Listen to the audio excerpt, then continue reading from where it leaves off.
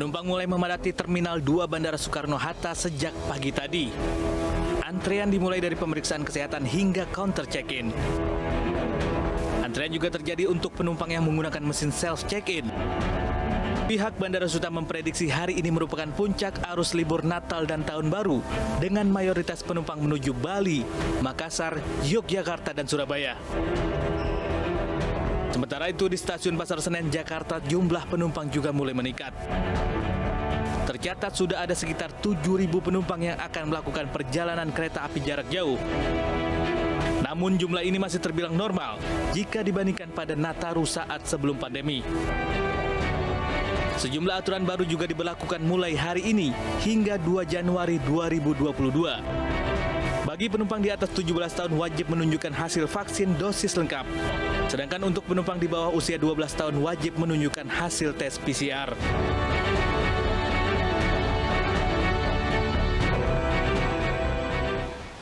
Jelang libur Natal dan Tahun Baru, Kapolri bersama Menteri Perhubungan dan Menteri Kesehatan meninjau pengamanan di Bandara Soekarno-Hatta.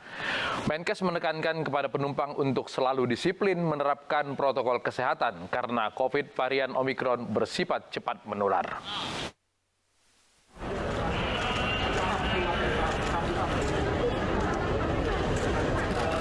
Kapolri Jenderal Polisi Listio Sigit bersama Menteri Kesehatan Budi Gunadi Sadikin dan Menteri Perhubungan Budi Karya Sumadi melakukan kunjungan kesiapan pengamanan dan keamanan penumpang di Bandara Soekarno-Hatta, Tangerang, Banten. Dalam kunjungannya mereka mengecek petugas yang melakukan pendataan dan juga memantau penerapan protokol kesehatan penumpang yang masuk melalui Bandara Soekarno-Hatta.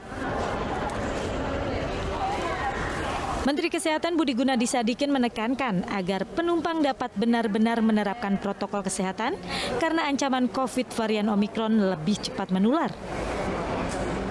Karena Soekarno-Hatta dan Entikong adalah titik perbatasan masuk di mana kasus probable Omikronnya paling tinggi. Padahal kita tahu Omikron ini di Inggris kemarin sudah 100.000 per hari. Negara dengan 1/4 populasi kita, kasus hariannya sudah 2 kali pada saat puncak Indonesia di bulan Juli kemarin yang 50.000. Jadi benar-benar ini harus dijaga dengan sangat hati-hati. Diketahui pada periode libur Natal dan Tahun Baru, pergerakan penumpang di Bandara Soekarno-Hatta rata-rata mencapai 90.000 penumpang. Mobilisasi orang yang kembali melonjak tanpa adanya aturan ketat. Apakah akan membuat Indonesia alami gelombang ketiga pandemi COVID-19? Mobilitas meningkat biasanya diikuti dengan penyebaran virus yang juga meningkat. Sementara yang dilakukan pemerintah saat ini tanpa PSBB atau PPKM, hanya pengetatan. Apakah pengetatan ini cukup? Kita langsung berbincang dengan Diki Budiman, epidemiolog dari Griffith University Australia. Bung Diki, selamat malam, apa kabar? Malam Bang Latif, apa kabar? Alhamdulillah sehat, semua di sehat. sana sudah hampir tengah malam ya. Terima kasih tetap bisa bergabung dengan kami di sini. Oke, Bung, katanya virus Omikron ini cepat menular. Lalu di setiap liburan Natal, Lebaran maupun Natal Tahun Baru, mobilitas warga meningkat. Tapi yang dilakukan pemerintah hanya pengetatan seperti yang sekarang terjadi. Apakah ini cukup? Ya, untuk pada saat ini relatif cukup ya Bang Latif ya, karena agak sulit untuk kita melakukan pengetatan dalam kaitan ini lebih ekstrim atau lebih kuat dibanding yang sekarang dilakukan, karena indikatornya itu belum menunjang untuk itu. Jadi secara mitigasi sebetulnya relatif lebih sudah ada cukup ya respon ini. Namun ada namunnya. Kita harus menyadari bahwa pemerintah masih ada titik lemah dalam artian apa? Dalam mendeteksi kasus-kasus. Jadi kalau bicara mitigasi sih sudah cukup nih dengan bahwa yang pergi kriteria tadi yang sudah disampaikan di news ya. Tapi pemerintah tidak bisa hanya mengandalkan itu, harus juga kalau bicara radar itu ada patrolinya, mencari kasus di masyarakat ini yang disebut dengan deteksi dini. Itu kan begitu, dia harus proaktif.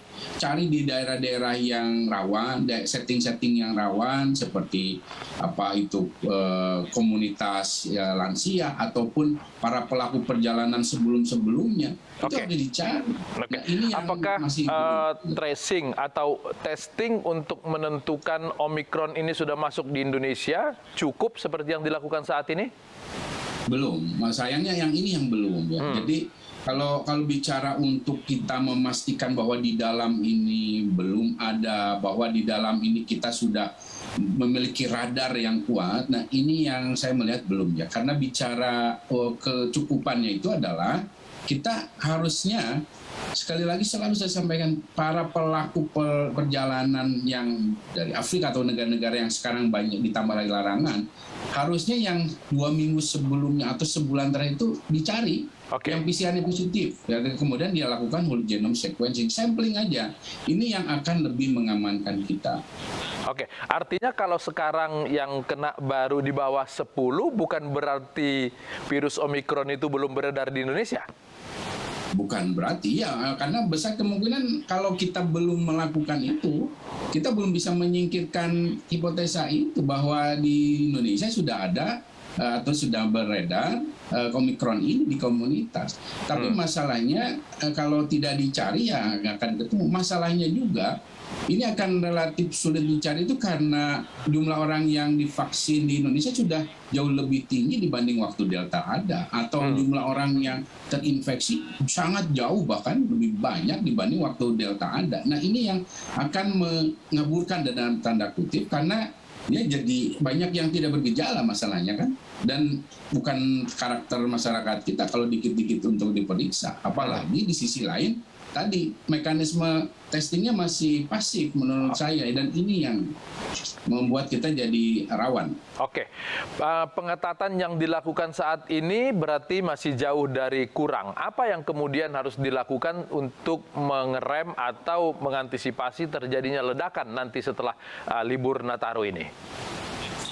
Pertama yang harus dipastikan ya adalah bahwa di setiap daerah yang menjadi tujuan maupun para pelaku ini banyak berasal akan atau pelaku perjalanan yang pergi, ini harus menerapkan yang disebut dengan sistem lapor. Ya, lapor ini akan sangat penting ya, untuk memastikan bahwa ya sudah, kalau sudah bepergian ya karantina dulu, setidaknya nggak usah. Kan karantinanya nggak usah dia di rumah saja. Ya. Ini yang harus dilakukan pertama, dan ini harus diliterasi dari saat ini.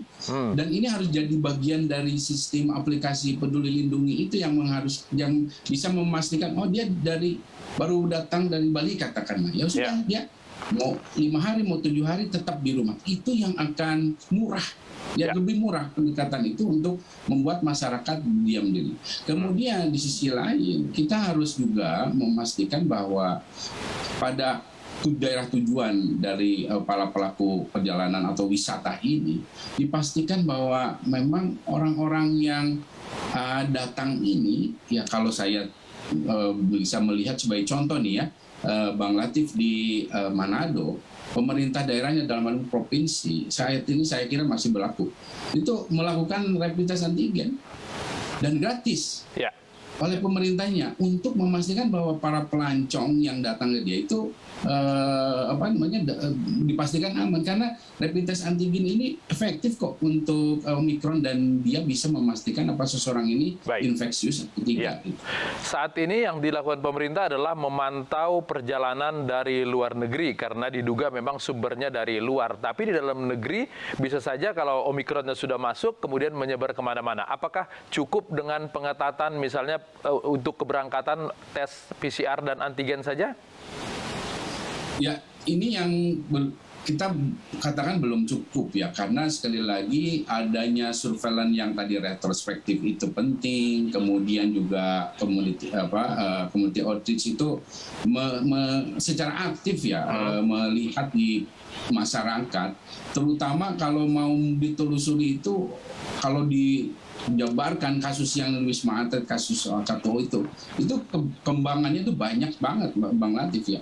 Karena 2 minggu sebelumnya dan mencari orang ini sudah kontak dengan siapa, apalagi ada temannya lagi 2 itu akan harusnya dituntaskan. Oke. Dan sekali lagi resikonya itu begini Bang Latif, kita bukan negara yang menutup diri, kita bukan negara yang sebelum Omikron ini ditemukan dengan karantina yang cukup kuat juga, dengan surveillance genomik yang kuat, sehingga potensi bahwa ini ada di publik atau di komunitas memang cukup besar. Sebelum itu bisa disingkirkan dengan surveillance. Oke, Bung, mudah-mudahan tidak terjadi apa-apa dan virus corona segera punah dari Indonesia dan dunia. Terima kasih, selamat malam. Gubernur Jawa Timur Hovifah Indar Parawansa berkeliling meninjau gereja di Surabaya naik motor. Kedatangan Hovifah disambut tepuk tangan para jemaat gereja yang sedang melakukan misa Natal. Hovifah datang bersama Kapolda Jawa Timur Pangdam Brawijaya serta Pang Armada Surabaya. Gubernur Jawa Timur Hovifah Indar Parawansa memantau gereja di Kecamatan Wonokromo, Surabaya. Hovifah juga mengunjungi gereja Pantekosta yang beberapa tahun lalu pernah terjadi ledakan bom. Hovifah berharap Natal kali ini bisa bangkit dari pandemi COVID-19 dan memastikan pelaksanaan ibadah dilakukan secara disiplin dengan mematuhi protokol kesehatan. Iya. 450.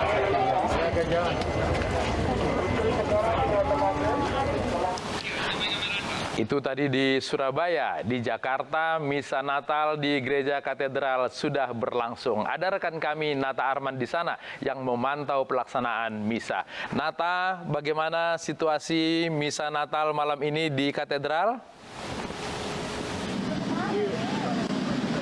Ya, Latif dan juga pemirsa, beginilah situasi terkini tempat saya melaporkan di Gereja Katedral Jakarta, yang dimana pantauan kami sejak sore tadi hingga dengan saat ini sudah banyak sekali dari para jemaah yang mendatangi gereja tersebut untuk melakukan ibadah misa Natal 2021. Dan ada pula yang dapat kami sampaikan bahwa untuk saat ini kuota jemaah sendiri dibatasi, yakni hanya diberikan kursi sebanyak 650 kursi saja, dan angka ini merupakan 40% dari kapasitas semula. Dan apabila dibandingkan dengan sebelum adanya pandemi COVID-19, ini bisa menampung sebanyak 1.500 hingga 2.000 jemaah yang melakukan ibadah di sini. Dan tak hanya itu, dalam prosesi misa Natal kali ini 2021 dilakukan menjadi 3 sesi. Sesi pertama dilakukan pada pukul 4 sore yang dilakukan khusus secara online, kemudian dilanjutkan pada pukul 5:30 sore. Ini dilakukan secara online maupun offline, dan juga dilaksanakan pada pukul 8 malam yang dilakukan secara online maupun offline juga. Ya, kembali ke Latif. Selain pembatasan kapasitas, apakah protokol kesehatan dijalankan dengan ketat di sana? Baik Latif dan juga pemirsa, untuk protokol kesehatan juga mengingat saat ini dilakukan di tengah pandemi COVID-19, yang dimana setiap jemaah ini diwajibkan sudah memiliki sertifikat vaksin dosis kedua, dan juga untuk jemaah yang datang ini pastinya diperiksa terlebih dahulu untuk suhu tubuhnya, kemudian diarahkan ke tempat pencucian tangan yang sudah disediakan oleh pihak pengelola gereja. Ya, Latif. Ya, biasanya ada pengamanan, apakah juga dilakukan di Gereja Katedral? Baik Latif, untuk pengamanan sendiri saat ini memang dilaksanakan pengamanan ketat oleh personil gabungan dari TNI, Polri, dan juga Satpol PP setempat. Dan juga terlihat ada beberapa kendaraan taktis seperti kendaraan Barakuda dari Kof Brimob dan juga kendaraan penjinak bom dari Gegana Brimob. Yang dimana untuk mengamankan proses berjalannya dari misa Natal 2021 ini. Dan juga tadi sempat ada kunjungan dari Kapolri, Panglima TNI, dan juga Ketua DPR RI yang meninjau langsung terkait dengan pengamanan selama berjalannya misa Natal 2021 kali ini. Ya, Latif. Oke, Nata Arman melaporkan langsung dari Gereja Katedral Jakarta. Selamat malam. Mantan juru bicara Gus Dur Yahya Khalil Stakuf terpilih menjadi Ketua Umum PBNU 2021-2026. Kami segera kembali.